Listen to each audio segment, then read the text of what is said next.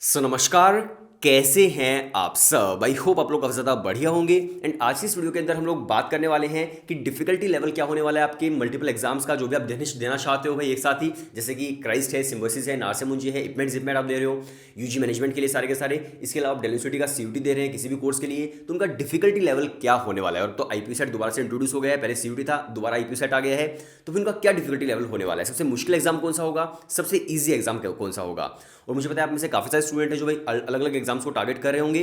तो मेरी एक रिक्वेस्ट आपसे ये भी रहेगी कि सिर्फ एक एग्जाम को टारगेट करने की बजाय आप डिफरेंट 5 या 6 एंट्रेंसेस को टारगेट कीजिए। हो सकता है मान लीजिए आपका भाई जो डिफिकल्ट एग्जाम है उसके अंदर आपका एडमिशन नहीं हो पाए, तो एटलीस्ट आपका कहीं ना कहीं तो एडमिशन हो जाए। तो सिर्फ एक एंट्रेंस की बजाय आप डिफरेंट मल्टीपल एग्जाम्स टारगेट कीजिए। अगर उसका एग्जाम पैटर्न ही सेम है तो डेफिनेटली आपको अलग अलग फॉर्म्स फिल करने चाहिए। वीडियो शुरू करते हैं, लेकिन उससे पहले एक छोटी जानकारी आप सुन लीजिए जो मैं अक्सर देता हूं कि अगर आप अपनी प्रिपरेशन भी करना चाहते हैं भाई इन सभी एंट्रेंस एग्जाम्स की, मान लीजिए आपको यूजी मैनेजमेंट में जाना है, बीबीबीएस आईपीएम आप करना चाहते हो। जैसे मान लीजिए बीबी आपको क्राइस्ट, सिम्बोसिस, नारसे मुझे यहाँ से करनी है, जेवीएस से बीएमएस करनी है मुंबई से।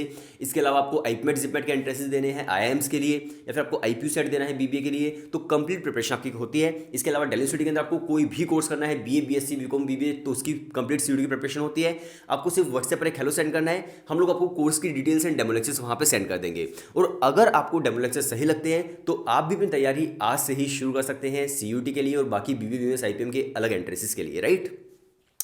चलिए बात करते हैं डिफिकल्टी लेवल की।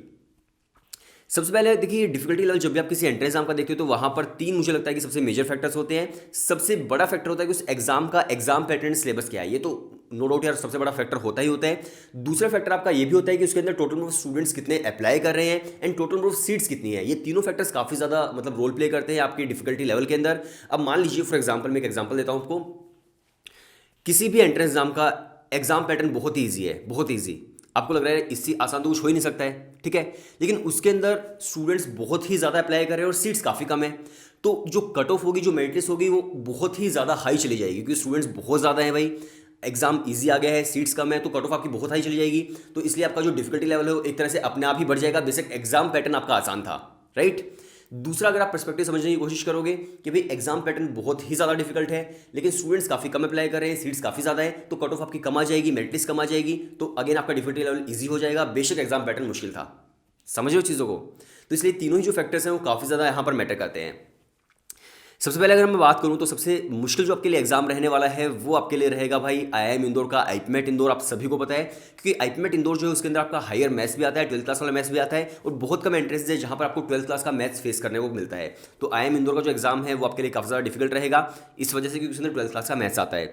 दूसरी तरफ अगर मैं बात करूँ तो कोई स्टूडेंट मान लीजिए दिल्ली यूनिवर्सिटी से बीबीए करना चाहता है, बीबीए, तो अगर आप डीयू से बीबी वगैरह करना चाहते हो, बीएमएस करना चाहते हो, तो अगेन उसके अंदर भी आपका 12th क्लास का हायर मैथ्स आपको देखने को मिलता है। 12th क्लास का मैथ्स का डोमेन आपको सीयूटी के अंदर देना पड़ता है। तो ये आप समझ सकते हैं कि आईएम इंदौर के बाद आपका दिल्ली यूनिवर्सिटी का बीबीबी में जो है वो आपके लिए डिफिकल्ट हो रहेगा, राइट। अगर मैं बात करूँ दिल्ली यूनिवर्सिटी के बाद तो अगेन आप आईएम्स पे आ सकते हैं क्योंकि आईएम जो है भाई एक ब्रांड वैल्यू है, वहाँ के एंट्रेंस भी डिफिकल्ट है ही, इसमें कोई शक वाली बात ही नहीं है। तो फिर आप लगा सकते हैं आईएम रोहतक का, और आईएम रोहतक के साथ साथ ही आप लगा सकते हो जेवीएस मुंबई का बीएमएस। एंड जेवीएस मुंबई का बीएमएस के साथ बिल्कुल वही सीन है कि भाई स्टूडेंट्स अप्लाई करने वाले ज़्यादा हैं और सीट्स काफ़ी कम है। जेवीएस के अंदर आपको सिर्फ और सिर्फ जो सीट्स देखने को मिलती है वो है भाई 120, जिसके अंदर से 50% क्रिश्चियन माइनॉरिटी बेस्ड रिजर्वेशन है। और अगर आप एक नॉन क्रिश्चियन है तो आपके लिए फिर से 50% जो सीट्स है वो बच जाती है, यानी कि आपके पास 60 सीट्स बच जाएंगी। और पहले तो सिर्फ और सिर्फ 60 ही सीट्स थी जिसके अंदर से 30 सीट आपके पास बचती थी, लेकिन अभी क्या है कि बढ़ा दी गई है, 60 से 120 कर दी गई है, लेकिन फिर भी सीट्स काफ़ी कम है कंपेयर अगर आप करोगे दूसरे यूनिवर्सिटीज, दूसरे कॉलेज के साथ, तो राइट। तो यहाँ पर आपको जेवीएस मुंबई का आपको डिफिकल्ट देखने को मिलेगा आईएम रोहतक के बाद, या फिर आईएम रोहतक के साथ साथ ही आप लगा सकते हो। फिर इसके बाद आप जिपमेट लगा सकते हो। अगेन अगर आप IM Jammu and IM Bodhgaya के अंदर आप एडमिशन ले रहे हो तो जिपमेट को आप लगा सकते हैं। इसके बाद अगर हम बात करूँ तो फिर आप लगा सकते हैं भाई नारसे मुंजी एंड सिम्बायोसिस को। ये दोनों ही एग्जाम जो हैं वो इनके बाद ही आएंगे, नारसे मुंजी एंड सिम्बायोसिस, तो इनको आप लगा सकते हैं। नारसे मुंजी एंड सिम्बायोसिस के बाद की अगर मैं बात करूं तो फिर आप रख सकते हो क्राइस्ट यूनिवर्सिटी को, और क्राइस्ट के बाद अगर मैं बात करूं तो फिर है आपका आईपीयू सीईटी, क्योंकि आईपीयू के अंदर क्या है, बेसिकली आईपीयू के अंदर आपका क्वांट्स नहीं आता है। तो जो स्टूडेंट मैथ्स से डरते हैं उनको बिल्कुल ही अलग ही टेंशन फ्री हो जाएंगे, भाई मैथ्स तो आने वाला ही नहीं है। तो आप आईपीयू सेट दे सकते हो और अपना एडमिशन जो है बीबी के अंदर आईपीयू के अंदर ले सकते हैं बिना मैथ्स के। पहले आईपीयू ने बोलते थे हम सीयूटी के थ्रू एडमिशन लेंगे, बट अभी उनका जो नया नोटिस है उसके अकॉर्डिंग ये है कि आपको आईपीयू सेट जो है भाई वही देना पड़ेगा मेन एडमिशंस के लिए। सीयूटी बस सिर्फ और सिर्फ वैकेंट सीट्स के लिए वो लोग ले लेंगे। तो इस तरह से आपका सारे के सारे जो डिफिकल्टी लेवल हो अलग अलग एग्जाम्स का होने वाला है। अगर आप प्रिपरेशन करना चाहते हो इन सभी एग्जाम्स की, मान लीजिए सिम्बोसिस के सेट की, नालसा मुंजी के एनपेट की, जेवीएस के जेट की, आईएम्स के इपमेट जिपमेट की, या फिर डेल यूनिवर्सिटी के सीयूटी की, आईपीयू के आईपीयू सीयूटी की, तो आप प्रिपरेशन अपनी कर सकते हैं। व्हाट्सएप पर सिर्फ एक हेलो सेंड करना है और तैयारी अपनी आज से ही शुरू कर सकते हैं। अब आपके बोर्ड एग्जाम्स खत्म हो गए हैं, अब समय जो है सिर्फ और सिर्फ आपके एंट्रेंसेस के लिए बचा हुआ है। भाई अगर आप टॉप कॉलेज के अंदर जाओगे, आपको अच्छा एक्सपोजर मिलेगा, अच्छे लोग मिलेंगे, अच्छी पढ़ाई आपकी होगी, तो ये जो सारी चीज़ें हैं आपके एंट्रेंस से ही होगा। अब बोर्ड्स के अंदर बेशक आप 95% लेकर घूमते रहो, लेकिन भाई एंट्रेंस में अगर आप अच्छा परफॉर्म नहीं करोगे तो वहाँ पर आपको फिर दिक्कत फेस करने को मिलेगी ही मिलेगी, कॉलेज आपको अच्छा नहीं मिल पाएगा।